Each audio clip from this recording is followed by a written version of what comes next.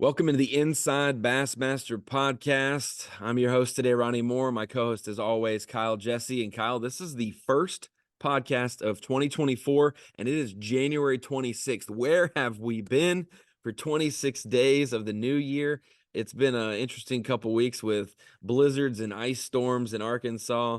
When we had the studio getting cleaned out and ready to go for the season. I think you and I have both been sick at least a couple days early in this month. So we have waited to do our first episode of the podcast on tournament week. This is the first B.A.S.S tournament of the year, and it's a college event. But Kyle, I'm happy to be back with you on the podcast, man, and we're going to have a good time in 2024. We may not do as many or as frequently as we did in 2023, but we're going to try to make this thing a little bit more fun and pertinent to the tournament angler, and also keep you up to date on what's going on, man. Yeah, I found myself to be extremely happy over the last few weeks not having to deal with you and do these podcasts. Wow. But we're getting back to it. I'm being sarcastic. I have missed it. One thing that have missed a little bit, I guess, is tournaments, and that's the wait is no longer. That wait is over. Finally got some tournaments rolling in here, and with pretty much all bass tournaments, if there's one, there's 50 more to come. So the next few weeks are going to be chaos and ready to jump back into things. Well, I know that you enjoyed the off season, which is about December 17th to January 6th. So I hope that you got your fulfillment of time there, because it is tournament season and we are kicking it off this week. And Kyle, the new year always brings new things. There's always excitement. We talk about the schedule as soon as it's released in the fall. We talk about who's signing up for the opens when those rosters are announced, all those different things. But now we maybe took a few weeks off of thinking about it, and now it's right at our front doorstep. This week we have a college event, which is displaying a new format this year. And then we also have the open starting next week, high school. And then before you know it, we'll have a second open. We'll have the Elite Series kickoff. And then before you know it, we'll all be in Tulsa for the Bassmaster Classic. So, Kyle, let's get into, we've got a little bit for this podcast of what's new in 2024. And then we're going to have some of our storylines to watch out for this year, not only in the Elite Series and the Classic, but just in general of B.A.S.S tournament coverage and what to expect. But what's new for 2024? The newest thing for 2024 is the brand new title sponsor for the Bassmaster Classic, that being the Bass Pro Shops Bassmaster Classic. The 54th Classic is going to be title sponsored by Bass Pro Shops, and we will be in Tulsa, Oklahoma for the Grand Lake Classic. And we'll have a presenting sponsor that, if you do not know about it listening, you will hear about it very shortly. They have been a new partner, one that's never sponsored anything in bass fishing, I'm pretty sure. So, but we'll talk about that when that time comes. Bass Pro Shops announced, finally, we got their quotes. We got the story out. They are the title of the Bassmaster Classic. Yeah, I don't know about you, but that just sounds right. Bass Pro Shops Bassmaster Classic just seems right. That to me, like, that just rolls, and it seems like it's a partnership that should have been. When I say partnership, that's not the appropriate way. That should have been the title sponsor from a naming standpoint for a long time. But it seems super right, and this is just my own personal standpoint. Obviously watching the cast and obviously how well that's done over the last few weeks. If you haven't seen that, you should start watching the episodes. They're fantastic. As a fan of the sport, and just again, a lifelong fan, it is really cool to see some of those things and see the Bass Pro Shops involvement in that from step one. Decades and decades and decades ago to now. It just seems like such a right time to make that change for the title sponsor. So I'm super excited about that. I think it's gonna be awesome. And I don't want to spoil it too much, because I don't want to take any of their news, but I got to see some of the floor plans for their booth at the Classic. In a meeting I had with Bass Pro Shops and some of their content team, and it was really, really, really cool. You're not going to want to miss that. It's going to be a cool setup at the Classic. Are they going to have a huge aquarium that I can go swimming in, or somebody, an Alabama man can go swimming in, or what? That's actually the store in Leeds. That's where you Okay. can accomplish those dreams. Been there recently since that happened, and don't think that hadn't crossed my mind as well. Yeah, I bet you they got a couple more security guards standing there at the deal now. They But just we put are. they just put like two more like bear mounts, like grizzly bear mounts, right in front of the entrance, so like nobody would go in there messing with it. I think. See, they need the guy who does videos on the sidewalks and he's in a planter as a bush and then he pops up and scare. You just need to have those beside the aquarium. When someone sneaks up, you just boom, scare them. But no, Bass Pro Shops title sponsor for the Bassmaster Classic in 2024. Excited about that. And you mentioned it. Why don't we just make that the what's new in 2024 is the cast episodes. If you don't know about the cast is the video series documenting the history of B.A.S.S. And we've gotten a couple episodes that have aired already. There's a few more left to go. And then we're already game planning for a season 2 of the cast. I think this is going to be a continual thing because the sport needs it. I think B.A.S.S. needs it because really it kind of hit us in 2022, Kyle, when Ray Scott passed away in May of 2022, that we really haven't lost many people in the fishing industry. You know, losing Aaron Martins, losing Ray Scott, I believe Forrest Wood, you know, and so we're starting to lose some of our beginning, you know, legacy legends for this sport. And so gathering up hundreds of interviews with so many characters that have their moment in BASS history is going to be very cool, and how they all tie together and connect. And then you'll have the current anglers who will be, you know, contributing to it as well as those stories change. And so super excited about that. And the guys here are fantastic on creating those storylines, doing the due diligence. You know, we've talked about all the different types of episodes we could be doing in the future. So the cast is huge. I've learned a wealth of things from Tommy. We were just talking before we started the podcast, even on when, you know, FLW started and when Tommy and the crew here were working FLW tournaments before it was time, and you know, Jerry was asked to do BASS events for TV. And so it's cool to see that crossover, the interconnected moments of it. So what's new for 2024? The cast. If you're on our website, you'll be able to go to the video tab and you should be able to find the drop down of the cast and be able to see long form, short form, all those different clips and videos. I know the only portion I've had a part in is after each episode that airs on YouTube, we've had a Q&A with an angler either related in the video or with our superstar episodes about Bill Dance, Roland Martin, Jimmy Houston, Hank Parker, and Rick Clunn. We will have a different guest. We'll have somebody different than those guys to talk about their legacies, because you know how it is. A lot of these guys don't want to brag about themselves. So we need someone else to really lay that out. So the cast has been fantastic, and that's something that's new for 2024. And I'm going to have so much content with some of these old interviews and these stories. It's going to be cool to have them roll out all year. Like, I want to use them up all right now when there's no tournaments going on, but I know in April, June, July, when we're not doing anything or we're taking a break from the elites, we want to consume some of that content. So it's going to be great rolled out there on YouTube and the website. But the cast has been fantastic. Anything that you've seen from the first couple cast episodes that kind of caught your mind? Because the one thing that got me was Larry Nixon talking about how the Megabucks tournaments were formed and the payout with it being an annuity. So they didn't just get their 50 grand or their 100 grand right there. Instead, they got it years laid out in a payment plan. And for one, it did help them on taxes because they weren't just getting like 100 grand at one time. They were getting small increments that are justifiable.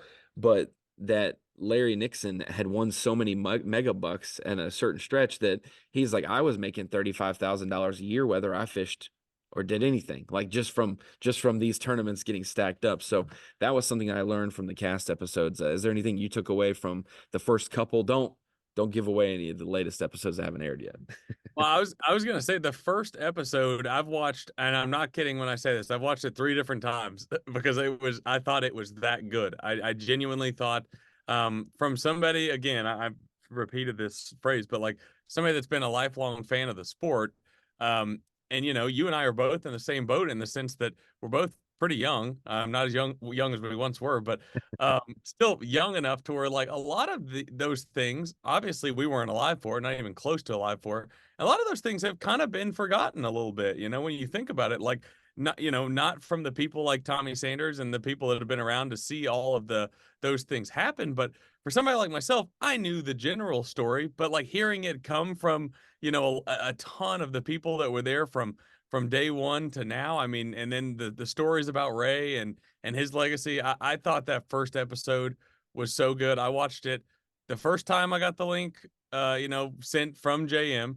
I watched it again in the office. We had a watch party basically, and then I watched it the next morning when it aired on FS1. Like I genuinely thought that episode was so good and so well produced from JM that that episode. If you haven't seen any of the episodes, I certainly would encourage you to watch. But especially that first one. Like if you watch the first one, you'll watch the rest because it is really really really well done. Like it's one of those things where I could put on a front and try to sell you the idea that it's good, but I truly mean it. Like it was fantastic, and some of the things, again, like I even learned from watching that, and to be completely honest, like it just fires you up that we get to be a part of something that's so much bigger than us, and has been around for so long, and that honestly, not that long ago was just a thing of like imagination. I mean, it's just a dream, and then to be able to know where it's at now from our standpoint, it's really a crazy transition and a crazy journey for Bass.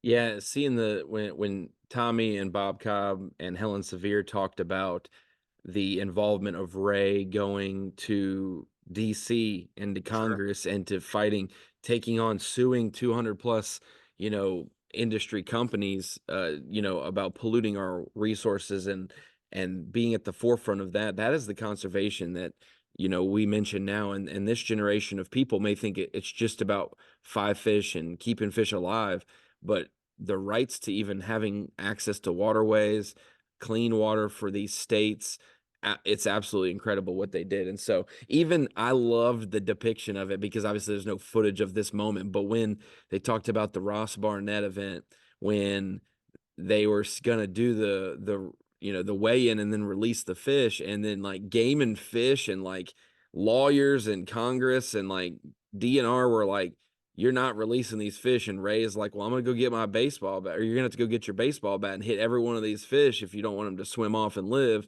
and you're gonna have to fight us too or whatever. I'm like, man, Ray, I think he's like 8'5" in that moment. Like, like he's not, he might have been a 6'5" guy. He felt like he was a giant because that's a tall, are you gonna follow through and do it? No, Ray is gonna make you back down. And so that was cool to see him fighting on that aspect of it. But I would have been And like, no, nah, I'm good. Yeah. And I don't even know why people would want to eat bass out of Ross Barnett, but that's just me. that's like that alone. That's a great point. I'm glad you brought that up. But that alone, like that one specific thing, where it came to conservation, talking about really early on, basically getting like grilled, no pun intended, for keeping the bass and harvesting them at these tournaments to where it's at now. I mean, just think about that transition alone. Like from, back in the day, they were basically wanting to fight bass for releasing the fish to now, like anglers get grilled for like letting a fish hit the carpet, like like spiking one on the ground or something, like while scooping him up out of the water. Like it's crazy that transformation has happened, to see how good everybody takes care of the fish now, and that's such a priority. For most people, whether you're fun fishing, tournament fishing, it doesn't really matter. Like it's just such a commonality now, but to think back then it was so opposite of that. It's just again just a crazy thought to think that it's came that far in such a relatively short amount of time, really.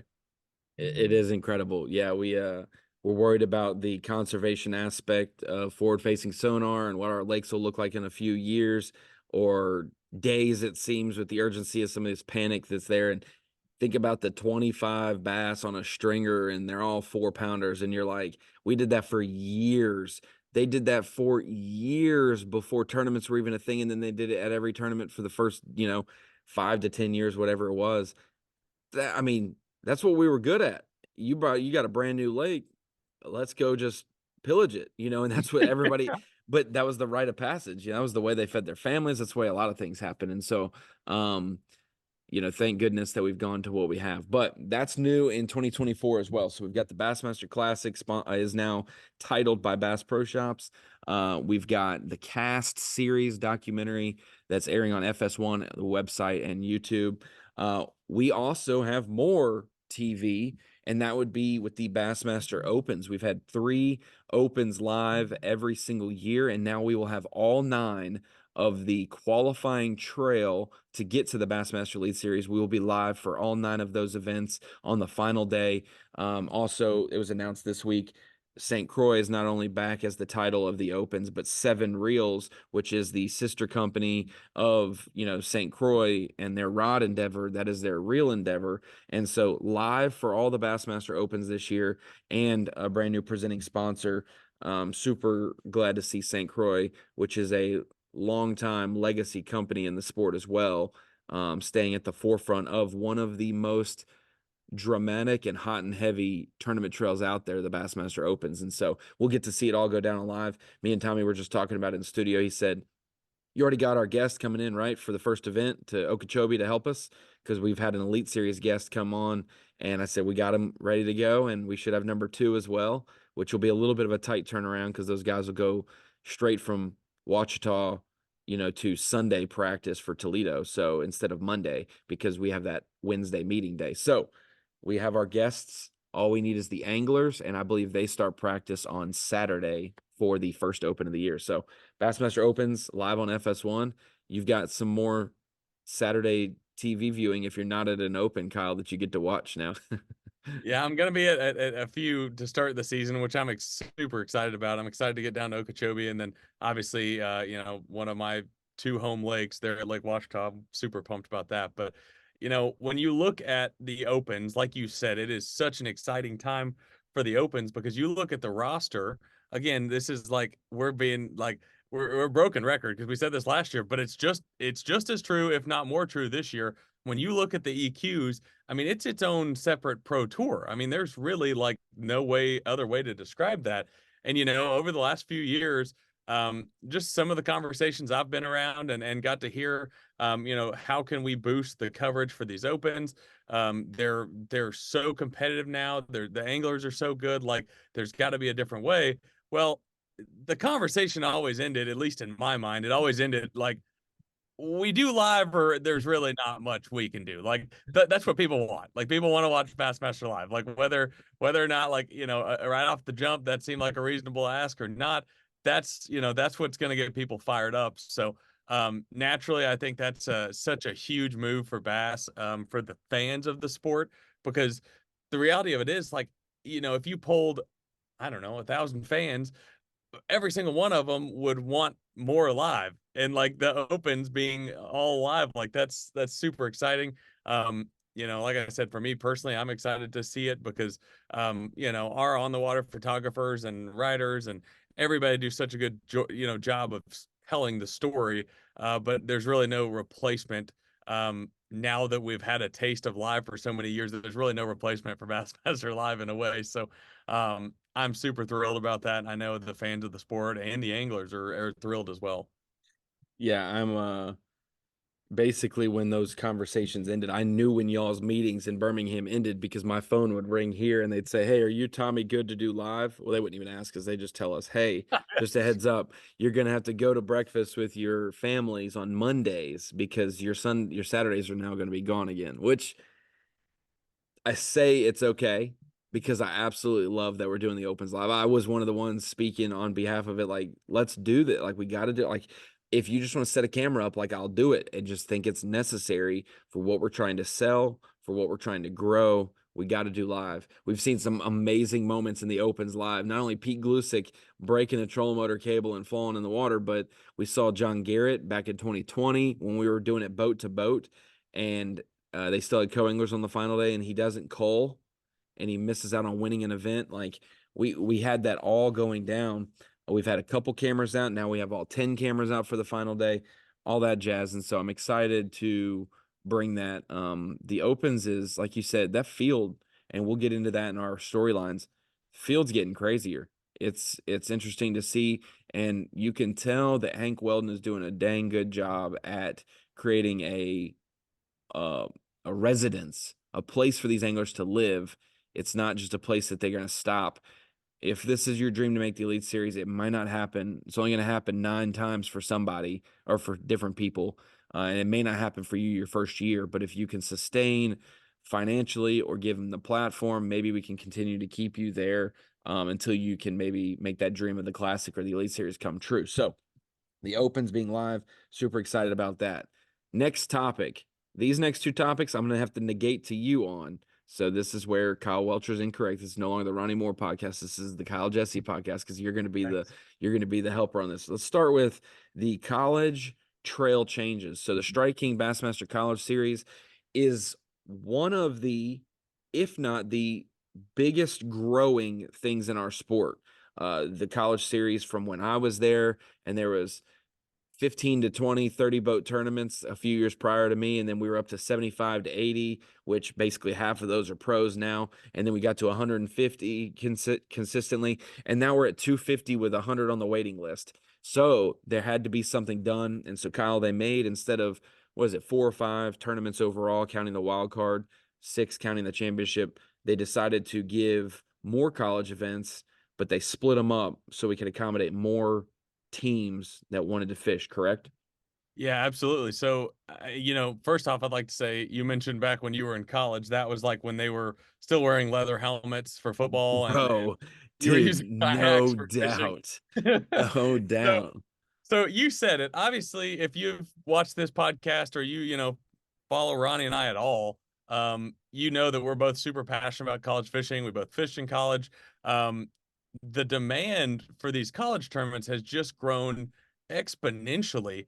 Again, not to use that joke again, but since you and I were in college, like it's grown crazy amounts. Like I don't remember it being, I mean, it was hard to get into tournaments, remotely, but I remember getting into tournaments like late, like it wasn't full, like, whatever. And they were still big field sizes. The last few years, I mean, you're talking about demands that really couldn't be met without having tournaments with, boat numbers that were really too high to really get into.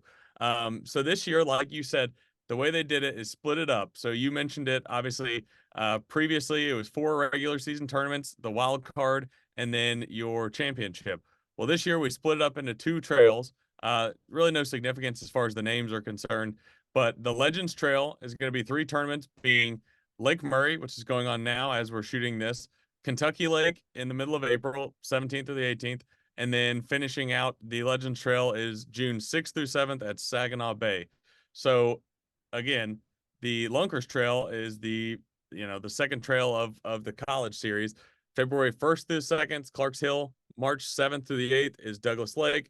May 16th through the 17th is Sam Rayburn. So, like you said, what this is allowing, Bass to do is allow more people to fish. I mean, that's just the bottom line. And it worked out so well from what I understand, talking to people in tournaments is registration was so much more smooth this year, being able to have enough spots to house the demand of all the college fishermen. So so far so good. I think it's going to be a really good change for the future. Something that we're all super excited about. And I think, like I said, it's going to be a great change for moving, forward in the college series. Yeah, when you think about that schedule, Kyle, where are you sitting in that bucket? Like, obviously, you'll fish whatever tournaments you want to fish, but if you had to sign up for 3 events and you're doing Clarks Hill, Douglas, Sam Rayburn, or you're doing Murray, Kentucky Lake, or Saginaw Bay, where are you going at that? I'm And I'm probably gonna put myself in the North Carolina bucket. When I was in college, where would I have wanted to go? And I'll tell you, but you go ahead. I'll probably, well, knowing what I know now, I would say I'd probably go the Lunkers Trail.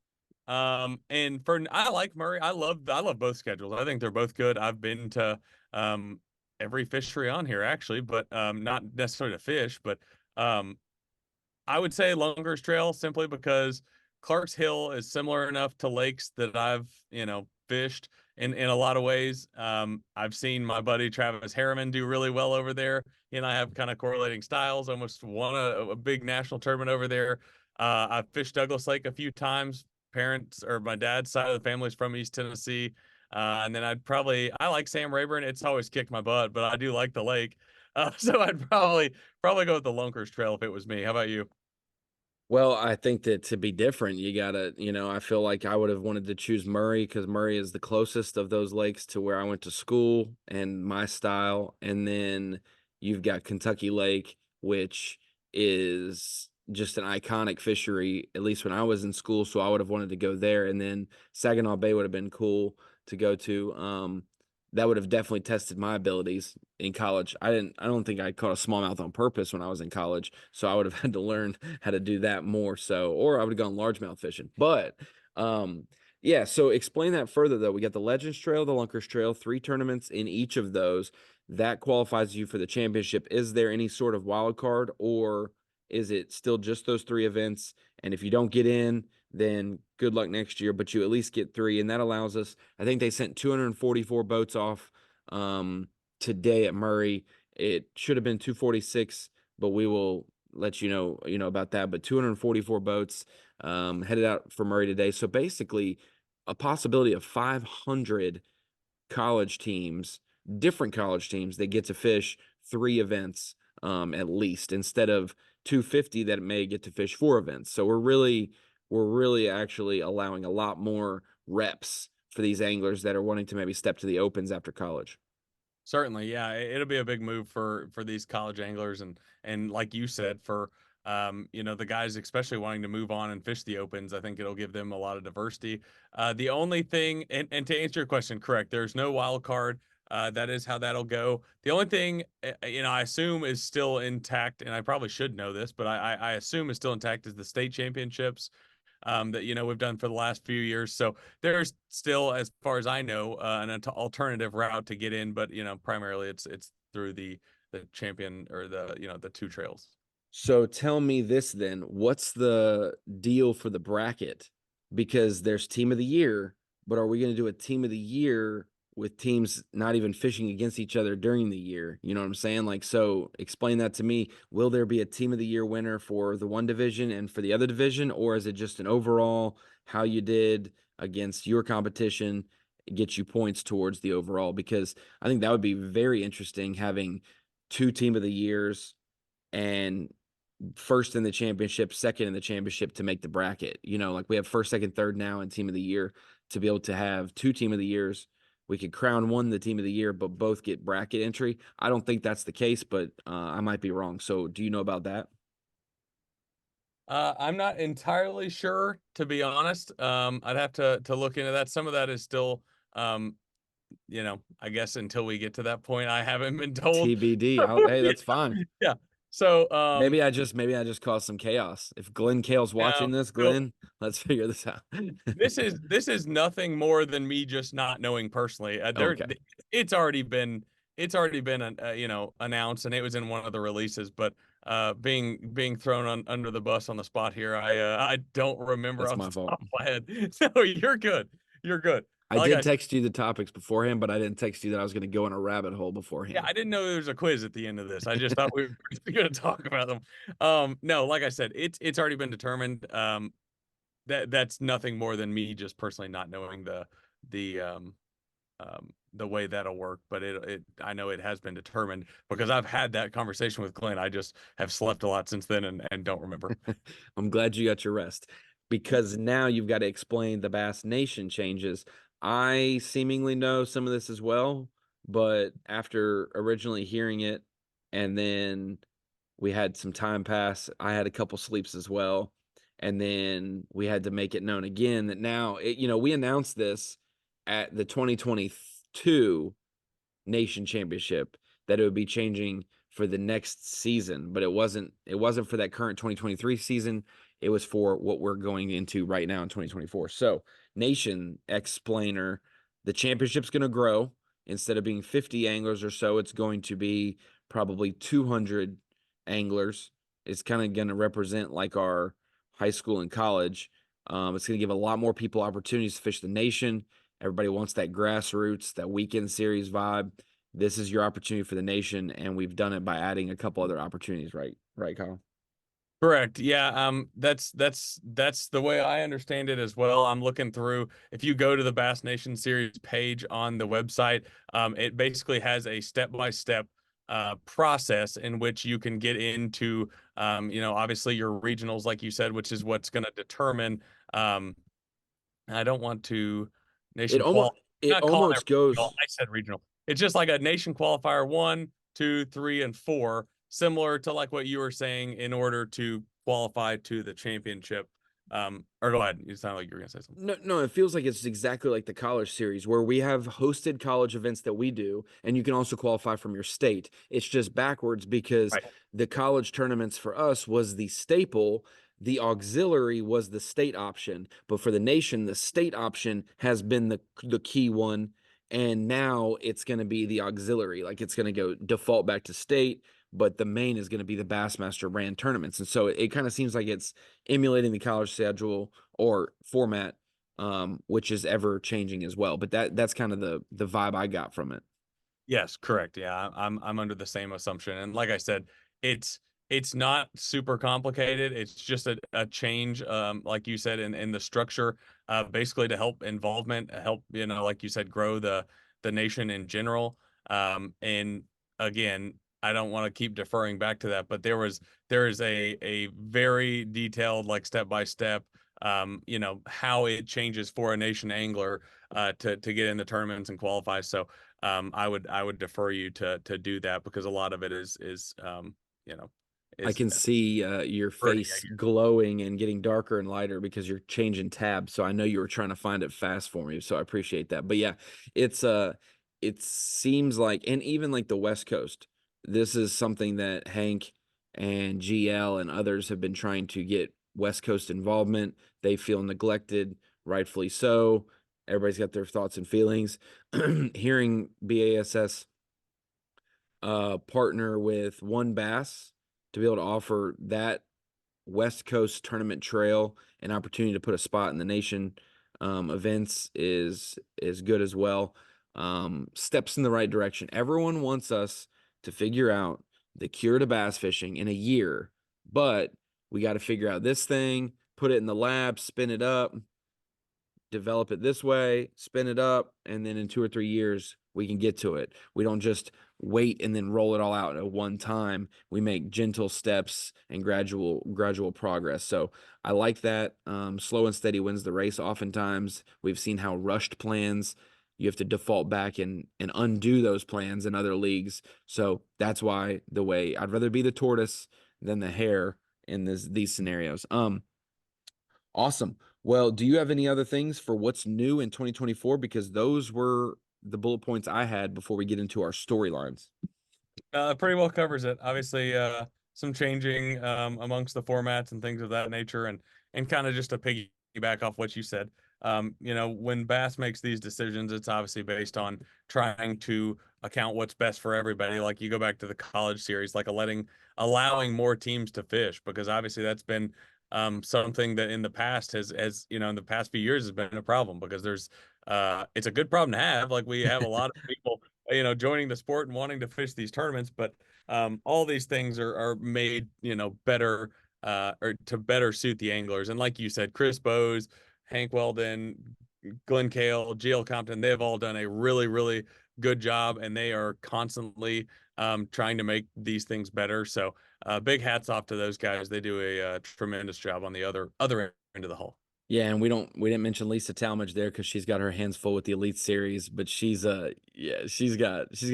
another opinionated council of 100 who will That goes tell without saying. Lisa. Lisa's job is plenty difficult. There's no question about it. I didn't mean to leave her out. It was just No, to no, say, no, no, no. I didn't mention it her was just to either. say Yeah, that yeah, the tournament directors we discussed were the ones that obviously yeah. were responsible ones for the two changes.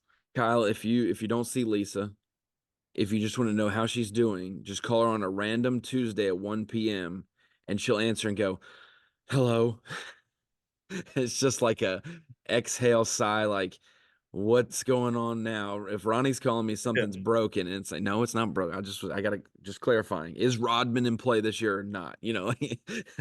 She's like, I got my hands full with this other venue, and I'm like, well, I'll let you to it. I just wanted to check. Um, so yeah, and I was gonna mention something as well. You were talking about uh the tournament directors and whatnot. But we can just jump into the storylines of 2024 that we've deemed a couple things to watch out for. The first one off the top, I think this goes without saying. This is probably the biggest thing in our sport. The Classic and AOY winners are huge, but it's Rick Clunn's 50th season with B.A.S.S. and professional tournament fishing, and the St. John's River will be his 500th B.A.S.S. event. We will never, I'll say it right now, January 26th, this is when we're recording the podcast, January 26th, 10:16 Central Time. There will never be another angler that fishes 500 B.A.S.S. events. I honestly want Rick to win that one and retire right then, so it's a clean 50 years and a clean 500 and ending on a win. Like, I feel like I'm just going to get him DQ'd at the rest of them. Like, you're not allowed to fish. Like, we got to keep it a clean 500 with you ending on a win, because that is something we'll never see again in this sport. I'll bet a lot of pennies on that. Really remarkable. And how ironic is it too that like the 50th anniversary tournament is going to be a tournament where he's also done well. I mean, like in the past, decade or less than that, even, like some of his absolute best finishes, obviously the last two wins were there at the St. John's River. So certainly could be some fireworks there. Like you said, it's really hard to put into words how impressive it is that what Rick Clunn does and does competitively and does well. Because we talk about it a lot. I mean, the sport is seeing a massive youth movement. And I don't mean that in a bad way at all. It's like there's so much involvement with high school, college fishing. These guys are so good when they come up and have the opportunity to fish the opens and try to qualify. To see what Rick Clunn has done over the course of his career, and for that many events, like you hear that number and it's like, wow, that's a lot. And then you compare it. I mean, that's insane. I mean, that's just a massive number. And to be competitive throughout the years doing that, I mean, it's really, really remarkable. And I know, it might not mean a lot coming from me, but like I hear it a lot from his peers, like the guys he fishes with against on the Bassmaster Elite Series, and they have just the utmost amount of respect for Rick and what he's accomplished over the course of his career, and the fact that he's still out there competing on the Elite Series is really, really crazy. And I'm glad we're going to get to spotlight Rick more this year for his 50th season, and then, like you said, his eventual 500th event. If he gets a couple top 30s before we get to the St. John's River, right now he is almost 50%. He has fished 496 B.A.S.S. events, and he has 247 top 30s. He has 247 times he's finished in the top 30. If he does 3 of the first 4 events on the elites, he'll be at 250 out of 500. 50% out of that sample size is incredible. Guys are hoping to get in the top 30 like 4 or 5 times out of the 9 in a season, and you can do that for 4 or 5 years. To do that over a 50-year stretch is incredible. So Rick Clunn, we'll just read off some of that. Like you said, his last 2 wins coming at the St. John's River, so it's fitting that it was the only thing that would be more fitting is like if he fished one open, like let's just say he qualified for the Classic and he fished the Ouachita Open, so that like the event number 500 was the Classic. That would be the only way it's better. The St. John's River, his last 2 wins, I think this is his 20th B.A.S.S. event at the St. John's River as well. A nice, clean, crisp number. Is one of the most visited bodies of water, and for that angler to have 20 visits there is a cool number as well. He's got 16 first place finishes, 4 Bassmaster Classic wins, obviously. I think he's got 2 AOYs. Tommy, Clunn's got 2 AOYs, right? Clunn. 2. Okay, yeah. 2 AOYs, 16 wins, 14 second place finishes, and 12 thirds. He's got 42 top 3s. That's crazy. There's guys who have had really good careers so far that have 42 total events fished, and he's got 42 top 3s. So, absolute legend.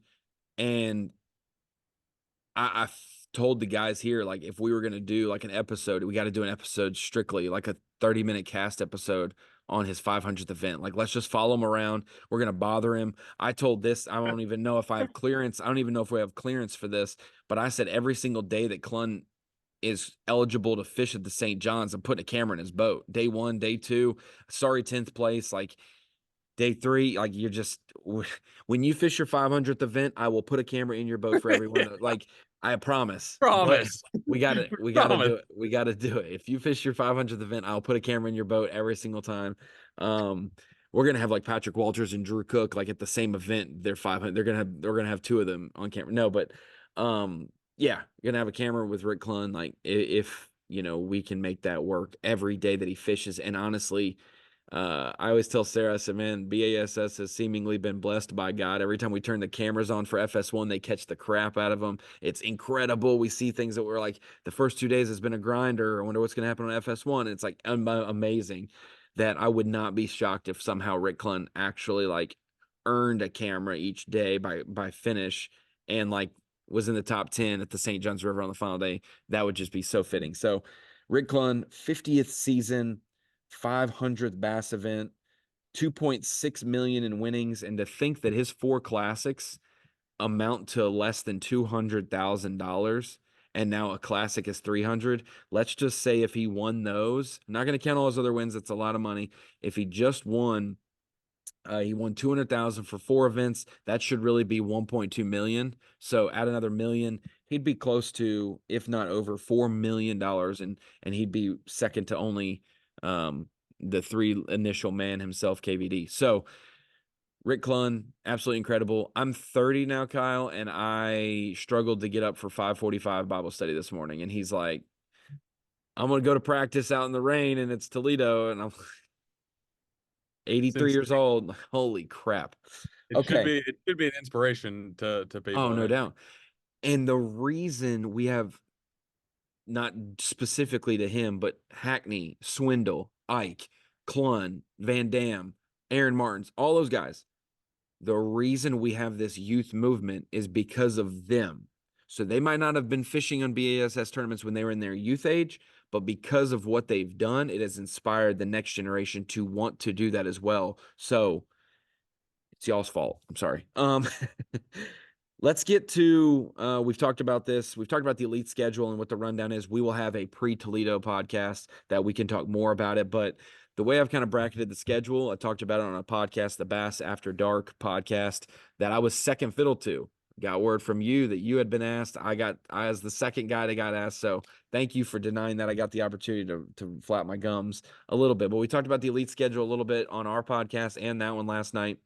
And I kind of bracketed it as we got 2 pre-spawn / winter, late winter tournaments, Toledo and Fork. You got 2 Florida tournaments in April. You got 2 blueback herring tournaments with Lake Murray and Smith Lake. You've got 2 smallmouth tournaments with Champlain and St. Lawrence. And then in there in the middle of the season, you have a Tennessee River summertime event on Wheeler. So we kind of got a double dose of a lot of different things. We'll get to see if you like this flavor one week, keep that taste in your mouth because you're going to like the flavor the next week as well. If you don't like it, don't worry. There's only 2 of those. We'll be moving on. But that goes to say now, AOY, Bassmaster Classic, can we, based on the schedule and based on the fishery, can Kyle Welcher go back-to-back in AOY, in your opinion? The odds of that, are they stacked against him with the schedule? Do you like the schedule for Kyle Welcher to go back-to-back? And then for Gussie to try to go back-to-back for the Classic? We've seen it done 4 times, and the most recent was Hank Cherry going back-to-back. Can Gussie keep his roommate's hands off the trophy and go back-to-back on his roommate's home, one of his roommate's home lakes? so the quick answer, you said, can they? They absolutely can. Well, It's they're in the tournament, so they're in the it's we can. theoretically it's Can possible. they? Yes, they can. So they can, yes. I would say, if I had to say, and I hate to even say this because we know at this point now for sure Gussie listens to like what we're saying to some degree. Well, Uh, sure too. yeah, when we don't pick them for something or say there's no chance they can win the Classic, Ronnie. But Hey, you know, he did catch a mean mouth, so he didn't catch all smallmouth. He caught one that was a mix, and so that's my loophole to get out of that. And he did not catch 5 smallmouth today. I said he would not catch 5, 3 limits of smallmouth. So those true, are my 2 loopholes to get last day out. you But couldn't do it. I will say, You did good enough the first 2 days. I love that I did that. I was like, I hear Gussie coming down the hall. Hey, video this real quick. And I just bowed down to him for his prowess. So I'm gonna say of the two things you suggested, like AOI for Welcher repeat or Gussie repeating, I'm gonna say there's a far better chance that Welcher wins AOI again versus Gussie. And there's a lot of factors that go into it. That has For nothing to sure. do against Gussie. It's obviously a completely different fishery. Smallmouth are not going to be a factor at all. I can say confidently that's not going to happen. Um, I mean, that's not going to be a factor. Um, Time of the year of that classic is going to leave a lot of opportunity. I don't think it's just going to be a live scoping deal. I think the guys will there will be guys catch them a lot of different ways. And I think it's going to make it a really, really fun tournament. So I could see that going so many ways. It's like I could probably put together a list of 10 guys or more you could justifiably see win the classic. AOY, there's something that Welcher said to me recently. We went and shot some content with Kyle Welcher. Would have been 2 weeks ago or so. Um, we went down and shot a boat tour that'll be coming out soon, and an AOY tackle box. And one thing he said, that helped him a lot this year was the back to backs.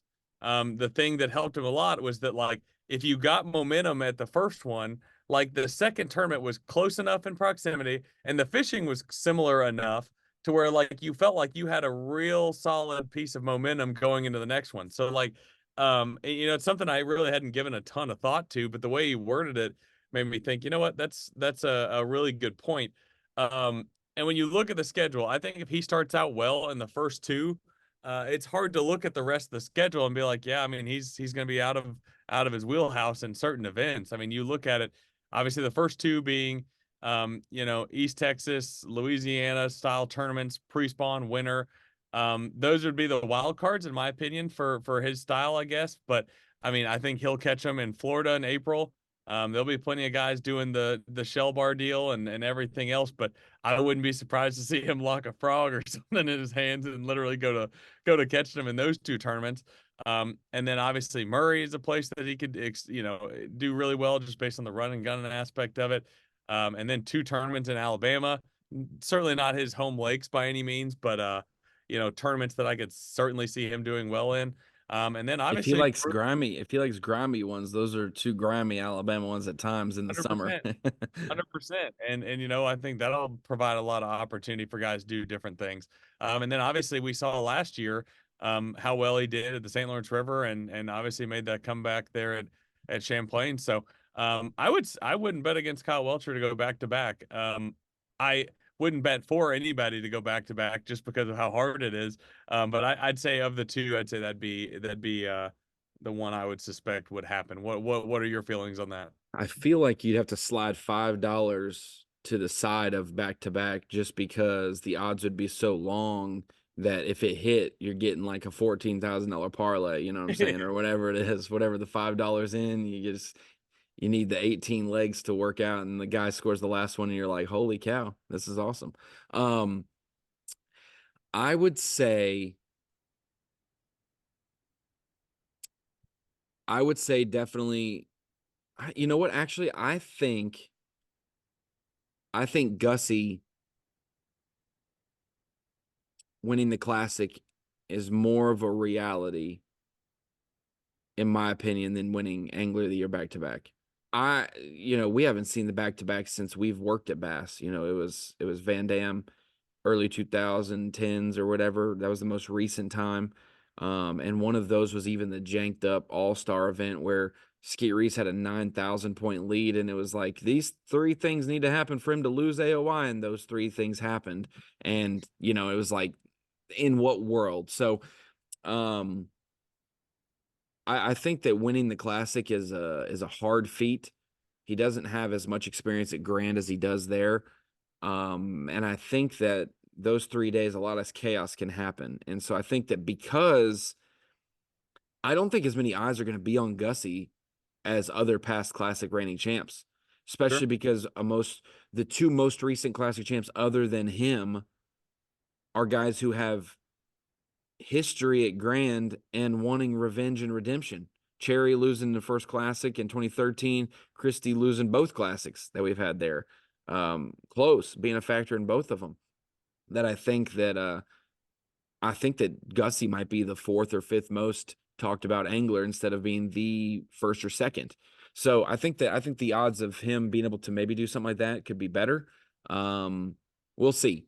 And like you said, late March, weather could be crazy. I'm glad we're not having a February Classic there because it's been so dang cold in Arkansas and Oklahoma. Dude, it would still probably, Wolf Creek was frozen last week. You had to break ice to get through there. So I'll say that. I'll say Gussie, just to be a little different. Well, in that But I case, think Gussie that, would have a huge advantage because he'd be an ice fisherman, well, that's true. you know, Yeah, over exactly. Jason Christie's probably not ice fished much in his life. So I mean, He'll we're have talking to massive advantage there. he'll have to up to a 9/16 jiu-jitsu jig or whatever it's called, jigsaw, and knock it down through the ice. Um, well, there's our second storyline. Our two main winners. Will they go back to back and repeat? Now let's get to the opens. We talked about the opens a little bit earlier, just mentioning the live aspect and the roster is crazy. We didn't mention specifics of the roster, but give me some opens thoughts. Is there some guys that you looked at the EQ list? My list is upstairs on my desk. That you've marked off, names that I keep an eye on, or man, there's three former college classic bracket winners. There's, 7 former Elite Series pro. We kind of keep those marks, and then hey, there's some guys to keep an eye on. Have you given any thoughts to the opens guys that we'll see compete next week for the first event of the season? And we'll drop a name as well. And if you're thinking the same guy I'm thinking, we'll drop him at the end. He's the next storyline. Yeah, so I know who you're talking about, but I would say the one thing that I have really kept my eye on, and it's bass fishing. We obviously know that we see trends go one way or the other, but as I said earlier, there's been such a dominant youth movement happen, in the last.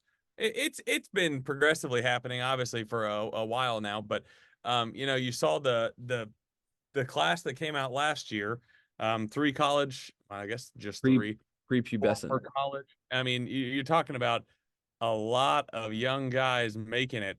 That's what I'm keeping my eye on. Obviously, we've got some guys coming back and fishing the opens this year, and that's exciting. And I fully expect those guys will be super competitive and have a chance to requalify as well. But I just look at the young guns, obviously that are going to be fishing this year. When you got like you said, classic bracket champs, Tristan McCormick, Easton Fothergill. I mean, there are Trevor a lot. McKinney, Yeah, 100%. There are a lot, two-time and he's been so runner-up close. Tucker. And Tucker he's been twice. so close. Trevor's been super close as it is. Like, Yep. I just think that trend, if I had to bet my money on something, will continue. And it's for no reason other than like there's just becoming more and more of those super competitive young guys joining the Opens EQs, to where whether or not the whole 9, field of guys qualifying for the elites are all sub 30 or anything crazy like that. I don't think that'll be the case, but I think, when you keep your eye on these guys coming over from the college series, I would bet at least a couple of those guys qualify for the 2025 Bassmaster Elite Series. Yeah, I had a similar question posed to me about how the qualifiers would look. We had 9, and 8 of them were under 30 years old last year. We had the old man Ben Milliken, 34 years old, and he's the one who seems younger than the rest because of his involvement in YouTube. Like, he's a YouTuber. And I thought those were supposed to be young guys, and he's the oldest of the bunch. So I think that the youth movement's there, but I'll say this. We're seeing a lot more youth make it because a lot more youth are competing. So the sheer ratio of we're putting Sure, 40 absolutely. guys under 30. The starting age of competitive fishing is getting younger. So the odds that it's going to be younger field for sure. But this year, we're stacking in more former Elite Series pros and more traveling professional anglers than we've ever had in the Absolutely. opens. So I think there's going to be a little bit of a turn. I think of the 9 qualifiers, you're going to have 3, one to three, 1, 2, or 3, something like that, of the former pros make it. You're gonna have 1 to 3 of the really young, just out of college guys make it, and then I think there's gonna be 1 to 3 of those seasoned veteran guys that we could put. John Garrett was in 2 of those categories. He was a former college kid, young guy, but he was also a very seasoned, weathered opens angler who had fished there for 4, 5, 6 years, and then made it. So I think that we're gonna have a couple little groups of guys. When you think about the names, I'm just going to throw some names out. You mentioned Tristan, Trevor, and Easton, and then I said Tucker Smith.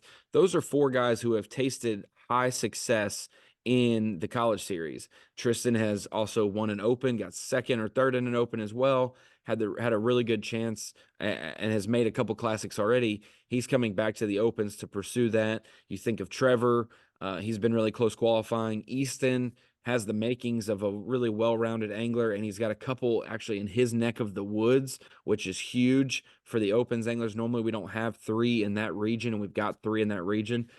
His Minnesota, Wisconsin area, and then he's got obviously St. Clair over in Michigan. But that style of fishing, so I think that it's going to be good for those guys as well. But when you mention those names, you got to also, we'll throw in the Messer boys. Won an open last year. Matt did, to make the classic. What will they do? You've got the Emil Wagners, really young angler, savvy. I think he won the All-American. He's going to want to be one to keep an eye on. Let's go to the other end of the spectrum of the really savvy guys. Oh, go ahead, Kyle. I was just gonna name some more off, even Yeah, throw some. I don't have my paper with me. Connor. No, as you were speaking, I was just looking over the list, and like the more I looked, I was like, oh, he was a hammer in college. He was a hammer in college. Sam from Auburn. Sam Hangy, Connor Jacob, Bo Browning, obviously, is one we've talked about. I mean, there are a lot. Got one on his home guys. lake. Yeah, there's a lot of guys that were super, super good in college, making that jump. And let's not act like everybody makes that jump and it's just easy. Like that's not the case either. Somebody's got to not qualify. Yeah. 100%. I'm not trying to suggest that by any means. I just think that when you look at it, like you said, just the sheer number of guys that are really good anglers that we've seen, succeed in the college series and other, other trails, like there's just a lot of them now. So it's hard to root against them, really. It's like the thing is, it does consistent top 5 to 10, top 10, top 5 finishes in college determine if an angler can finish in the top 30 or 40 of the opens in every event? And does the top 30 or 40 of the opens determine if they can make the top 70 in the elite series? Like it's kind of like, if you're really good in the college, you might step back in the opens a little bit. And if you step back after the opens in the elite series, we no wonder some of these guys have a 80th as their rookie year or whatever it is. But the big names, the guys who have made millions of dollars in the sport already, the guys who have been there for a long time, just throwing a couple out, and you feel free to pick up where I leave off. You've got the Mike McClellans, the Brett Heights, the Randall Tharps, the Russ Lanes, the Cliff Paces. Who else?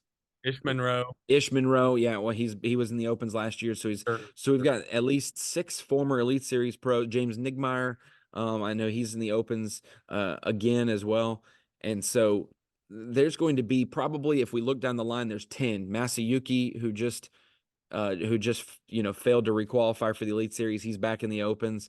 You'll Cody have Meyer. those guys. You've got Cody Meyer. He's never been on the elites, but he's been on the top level over at the FLW, RIP. And then, like, you've even got Kenta Kimura and Kiyoya Fujita fishing all 9. They're not trying to qualify, but they're going to be a mess for people to deal with as well. We might have 11th might make the elites this year if they're both in the top 10, so. Kenta, by the end of this thing, I think is going to go for a he record. might have a 500 events. He might be the only one. Yeah, well, that for sure. And then 2, this is a stat that nobody takes, is really going to keep track of, but it wouldn't be hard to figure, is he might be the most qualified person ever, like through the opens. He might qualify for the elites more times than anybody in the history of the sport, because every year it seems like he's going to be in the top 9, which will obviously work down a spot like it did this last year. But I mean, who's to say he's not going to do the same thing? I mean, he might qualify for the Elite Series every year for the next decade. He's qualified 3 times in the last 4 years, so and only one of them counts. He did say to me, we met at Lake Dardanelle to shoot some content, before he went back to Japan last fall, and he said, I tried to talk to Lisa and Chase and Chris Bowes and say, like, every year that I qualify in the opens, can I get like Do I get just like an extra year? Like, An like I exemption? get, Sure. yeah, it's like an Sure. He doesn't exemption. need it. He doesn't need it, but like, why It'll be not? like the Larry Nixon annuity. Like he'll be like, guys, I want to quit. No, you actually have 3 more years of eligibility yet. You're not allowed to retire. You have to actually fulfill these extras, that you've done. His rewards is like Dave Portnoy. You swipe the card and you Yeah. have 45 million Amex miles or points.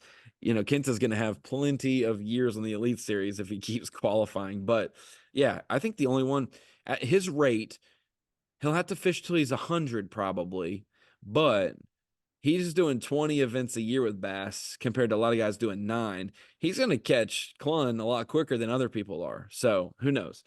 We kid about that. But then you think about some of the guys, those are, if we think about it, I said it last night on the podcast as well. Randall Tharp is the best BASS Opens angler ever. Qualified 3 or 4 times for the Elite Series, accepted once. He's won a bunch of events to make the Classic. He's good in this format and skill set. I just don't know how some of these guys in a world, where you got to pay the piper and the piper is forward facing sonar. If this, scenario is going to line up well, I'll say you follow Oklahoma, Okeechobee, Santee Cooper, maybe Mississippi River, a leech if you go for largemouth. There's 5 events in theory where you might not need forward-facing sonar to have a successful event. So it's not like it has to be a dominant thing for you, but you have to have skill with it. So these guys have skill with it for sure. We'll see how it translates, but Tharp's the one that I got to keep my eye on. Brett Height as well, because he's got those Arizona tricks for him for finesse fishing. I'll keep an eye on that. But we think about some of the other guys who would be younger, but also veterans of the Opens. They're not the college guys right out. They're not the Elite Series pros, but they're guys we've known for a while. Kyle Austin's of the world, the Sam George's of the world. It seems like it's one bugaboo event that just derails it. And for Kyle, it was the last event. And that's what at least we can point to as the last event. And then Sam, it was like the next to last event or whatever it was. So real tough.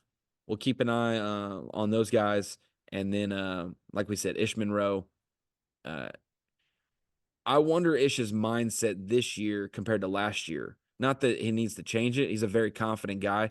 But like last year, it was a lot harder probably than he thought it was going to be. Like it was very difficult. I don't know where he finished in the points. I think he was in maybe the low 20s to 30s, somewhere in there in the points race. So too far out in the final few events, but he was fishing for a Classic berth at that point, almost got it done at Watts Bar.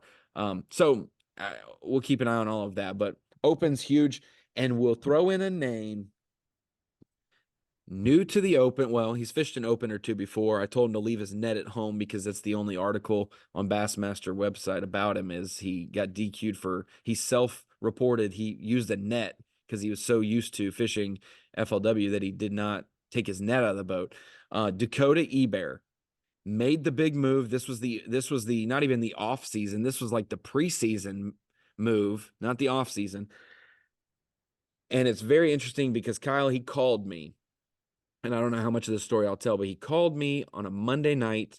I was in the middle we have a 2-hour Bible study on Monday night. We took our 10-minute break in the middle. He called me and was like, "Hey man, you got a minute to talk?" And I was like, "Literally just a minute, but what's up?" And he's like, "Hey, are the Opens fully full for someone who wants to fish all 9?" And I said, "Oof, if you called me like before Christmas, we know, like not fully full. I don't know about mid-January." And so I texted Hank Weldon and said, "Let me know what time you're available for me to call you in the morning, because this is 8 o'clock at night, when I'm texting him." He said, "I'm free now." And I said, "Well, I'm not free till 8:30. Let me give you a call then." He said, "Okay." So I talked to Hank for 15 minutes, told him, what Dakota had told me. He wanted to come and fish the Opens. He has a dream of making the Classic. He wants to be on that elite stage. He wants to see the fans in person. He wants to get back to why he fell in love with the sport. And we say get back like he's old. Like he's like my age. So like, just a couple years ago. And Hank had to check as well, see where they were on the wait list, or if there was any, spots for the guys who were committed to all 9. And boom, there happened to be a spot left. And because we were capped, what is it, 225, Kyle? 220. We're not going over 225. So if we were at 225, it's that sucks. Sorry, man. So Dakota gets in, decides to switch from the BPT to the Opens, and boy, does he rise to the top of the watch list for guys to keep an eye on, because not only is he taking a big risk doing this, financially he's sound, but you know how sponsors, they want you fish in certain leagues, certain trails. His seem really good with the Opens, but you don't know how many years you have, so you want to get it done in your first year. Dakota Ebara talent. I think he's made 750 grand in the last 2 years. So he has caught their butt. And now he's going to do it on the Bassmaster Opens Trail. Seems like he's caught. It seems like he's won about 750 million over the last like 2 or 3 years. I'm pretty sure he wins literally every tournament. It seems like I pay attention to. But yeah, I mean, such a talent. Another one of those former college anglers, obviously, a few years removed from that, but just in the sport in general, like I mean, whatever league you're talking about, one of the brightest young stars that we've seen, and for him to make that move certainly is a a jump and a leap of faith in a way, but like such an exciting move for him, and obviously you'd be able to speak to this more than I would, but seems to be super thrilled about it and seemed like this was just the direction he wanted to go and try to qualify for the elites. So super exciting, and if I was a betting man, I'd say we'll see him on a Bassmaster live show on a day 3 not too long from now, because Coming that to your seems to be the TV. norm. Yeah. That seems I to be the norm for him. I bet you we see him at Ouachita. I bet you we see him at Ouachita. Maybe not Okeechobee. I don't know. I might be wrong. He might top 10 all of them. I Yeah. don't know. We'll have to actually like, hey, 11th, come be on camera. We've had Dakota on camera too much. Yeah. We won't do that. But like, we got to see our rookie class. I was telling everybody up in a meeting the other day that our rookie class coming into this year for the Elite Series, we got to see all of them on camera. We've got more footage and knowledge of our rookie class for the Opens than we've ever had before, because we Sure. know these guys. It's not like, well, this guy snuck into third place in the Southerns. I don't know him. No, we know these guys. And so um for the foreseeable future of the Opens, with all 9 being covered, we're going to know our guys who qualify very well. Wouldn't be surprised to see some of these guys really catch them good enough to have 3 or 4 times on live. Dakota, and I'll say this, he's done it very classy. He wanted to make known to me that he wasn't trying to step on toes. He's not a I hate you and I love them. I love B.A.S.S and I hate MLA. He's none of that. It is he just, at this point, he has the ability financially, and at the end of the day, Kyle, it's like there are people who will be happier making $80,000 and spending time with their family more than in making $120,000 and having to work a lot more because of that. So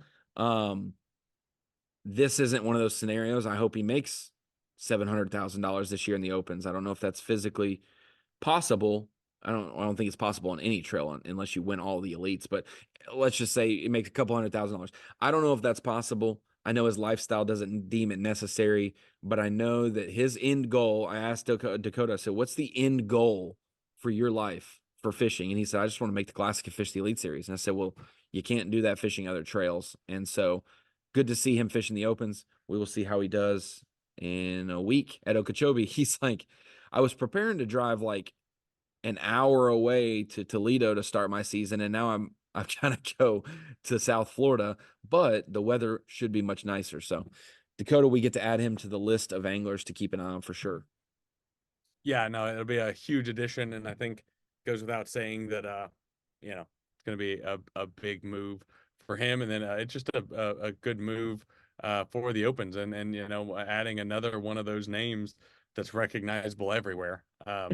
So I've been I've been watching Fast and the Furious on repeat. Like, well, there's 900 of them, but like I pick my favorite ones of it, and I feel like it's the street race where they're all lined up ready to go, and then like we need one more car for the race, and then like Vin Diesel and Paul Walker like pull in, and you're like, oh shoot, here this guy's here, like, and so I feel like all the Opens anglers were like, welcome, but what the heck you're showing up at the last second. You weren't on the roster. I wasn't expecting to have to face you again, but it'll be a little reunion with the 6 to 10 former Elite Series guys who have been fishing the BPT with Dakota.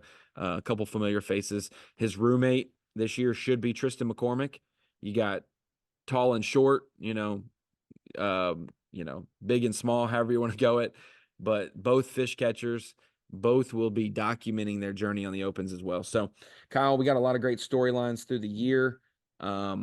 Opens, Elite Series, Classic, Rick Clunn, college, and that's the way we'll end it. We have got a college series event going on right now. One thing I'll make a note of, Kyle, and there's some rumblings and some things that'll probably come out about this as well, but there was a sticky situation with two teams getting into a boating accident in practice at Murray. So I'll put this PSA out there. If you are fishing in the month of January or early in the month of February, the most fearful weather forecast that you should see is dense fog. There's thunderstorms, there's lightning that's scary, there's high winds that are scary, there's incredible heat, incredible cold that are all scary, but fog is the absolute scariest weather that you could ever fish and operate a boat in. So please be careful, because fog is nothing to mess with. We know how it is when you're driving your vehicle. You turn on your high beams to see better, it makes it see worse. So when we got boats that don't have, necessarily headlights that project out as far as a running light does, it's easy at certain speeds to not see people coming. So be careful. Keep a couple teams for the college series in your prayers, as some did get injured. I'm not going to release their info. That's not right for us to do. But just as much as I do, Kyle, the safety on the water is necessary. So young anglers, it's a college event. It might be your Bassmaster Classic. It is not worth your life. So be careful. Yeah, always got to err on the side of caution. That kind of goes with everything. Running a bass boat around at any time, fog, no fog, literally any situation is always going to be dangerous to a degree. So you need to be careful and always, don't take it for granted, I guess is what I mean, because anything can happen. A lot of times just things out of your control. So just be as careful as you can and just Neither could be at fault, and sure. something happened. It could literally neither person be at fault, and it could happen. So be careful, be alert, uh, live to fish another day for sure. And so that's the big deal. That happened in practice for Lake Murray. Scary situation. Kicked off the tournament today, Kyle. 244 boats on Lake Murray. Lake Murray, this is a great time of the year to fish it. It's even better in February, but it'll certainly be great for the Elite Series as well in May when we go there. But we're kicking off the Legends Trail. Another new thing, we didn't add this to what's new in 2024. Break it down real quick before we end the podcast with what's new for our videos that we're bringing to the open or to the college anglers. Kind of, I hate to say, for lack of a better term, we're going behind the curtain a little bit. Yeah, so we got a couple new video series, obviously trying to just shed more light on the college series, as it is and has become over the handful of years such a pathway for anglers to fish professionally. Obviously, I think that goes without saying. We've talked a lot about that up to this point, but you got a few new video series. The last few years we've done the juice and the prospect list and some different things that we hadn't done in the past.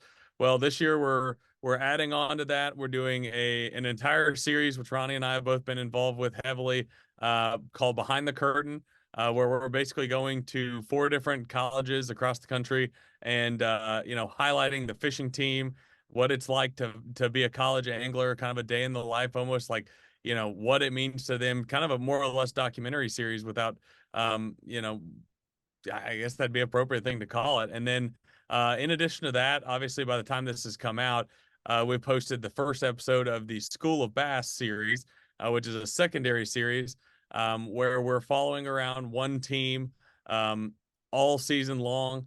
We've had some great support through Yamaha with that series, and then Behind the Curtain with Mercury Marine.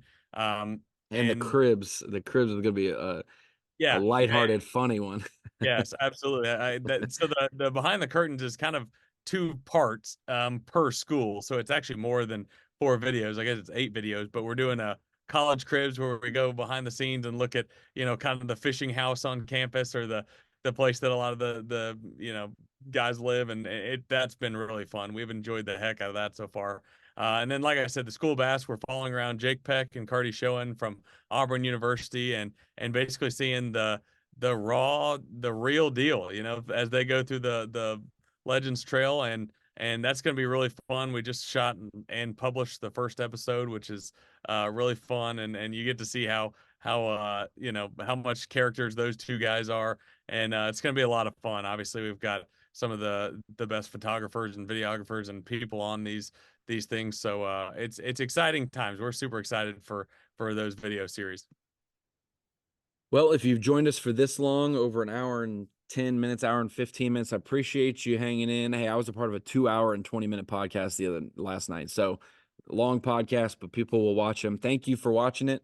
We will see you in the next episode of the Inside Bassmaster Podcast. Kyle, how about you join me? And you know what? Actually, I'm going to bring my microphone, maybe, and maybe we'll do one down in Florida, because next week we're both going to Florida to be at the Open. You're going to cover it on the water. I'm going to be there for the meeting portion of it, and then I'm going to fly back just in time to get my paper notes together and do Bassmaster Live that weekend. So I'll be excited to see you down in South Florida. Hopefully we're wearing shorts and a short sleeve shirt, and maybe we'll do a podcast quickly on site with with the Opens anglers down there. So until then, Kyle, we will see you later.